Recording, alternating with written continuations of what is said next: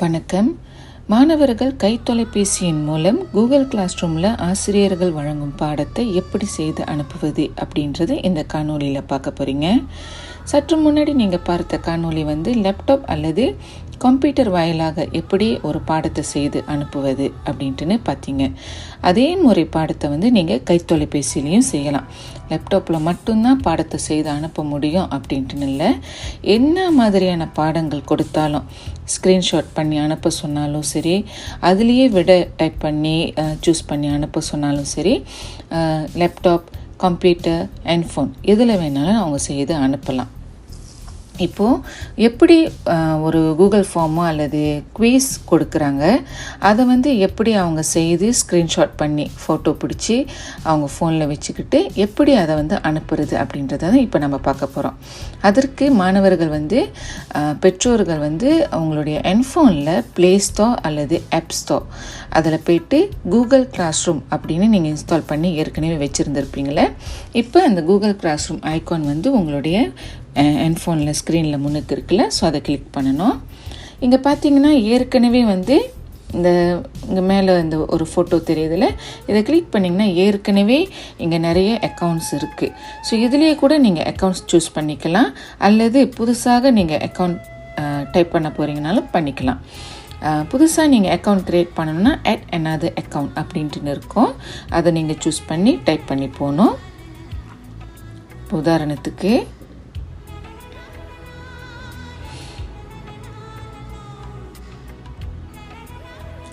M dash, இப்போ நான் ஒரு இமெயில் அட்ரஸ் இங்கே ஆசிரியர் வழங்கின மாணவருக்கு வழங்கின ஒரு இமெயில் அட்ரஸை இங்கே நான் டைப் பண்ணுறேன்.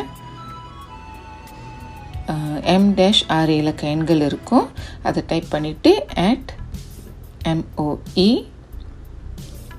Dash dl.edu.my. ஸோ கரெக்டாக இருக்கா பார்த்துக்குங்க.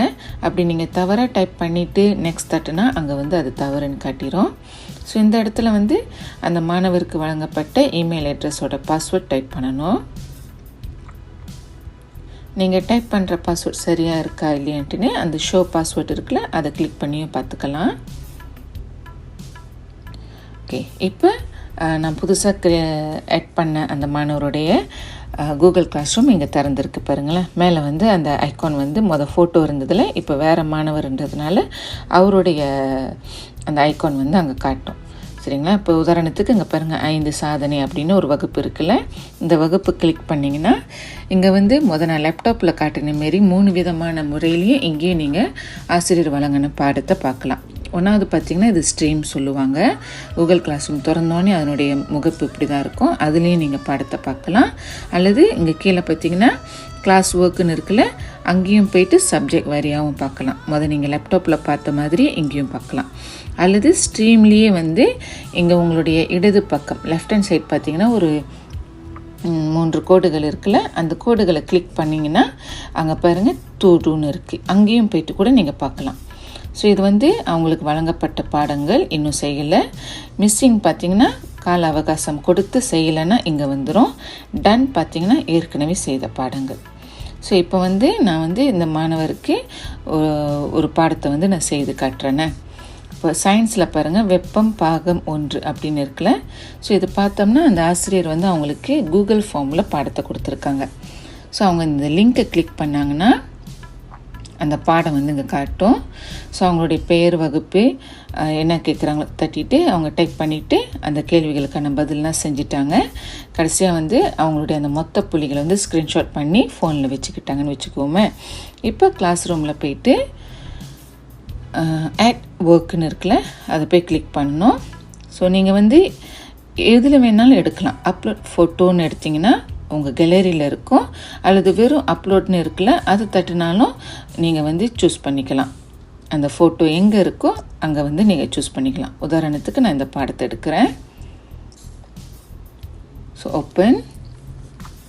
இப்போ அந்த பாடம் இங்கே காட்டிடும், அனுப்பியாச்சு அப்படின்ட்டுன்னு காட்டணும். கீழே அந்த ஏரோ தெரியுதுல, அது பார்த்திங்களா புதுசாக ஆட் பண்ணியிருக்கு. ஸோ அந்த ஏரோ மேலே தூக்குனிங்கன்னா அந்த பாடம் உதாரணத்துக்கு நான் சொல்கிறேன், இந்த ஒரு பாடம் செய்து அனுப்பியாச்சு, மொத்த புள்ளிகள் இங்கே காட்டுதுன்ட்டுன்னு சொல்கிறேன். ஓகே, இப்போ அங்கே இருக்குன்னா இதோட அனுப்பியாச்சுன்னு அர்த்தம் இல்லை. கீழே பார்த்தீங்கன்னா ஹேண்ட் இன் இருக்குது. சில ஃபோனில் பார்த்தீங்கன்னா டேர்ன் இன் காட்டும், சில ஃபோனில் ஹேண்ட் இன் காட்டும். ஸோ அந்த ப்ளூ கலரில் ஆக கீழே பாருங்கள், ஒவ்வொரு ஃபோன்லேயும் வந்து காட்டுதில்ல. அட் ஒர்க்கு கீழே அதை கிளிக் பண்ணணும். ஸோ மறுபடியும் ரீகன்ஃபர்மேஷன் பண்ணுது, மறுபடியும் அதை கிளிக் பண்ணணும் ஹேண்ட் இன்னு. இப்போ தான் வந்து அந்த மாணவர் வந்து ஆசிரியருக்கு பாடத்தை செய்து அனுப்பிட்டாங்கன்னு காட்டும்.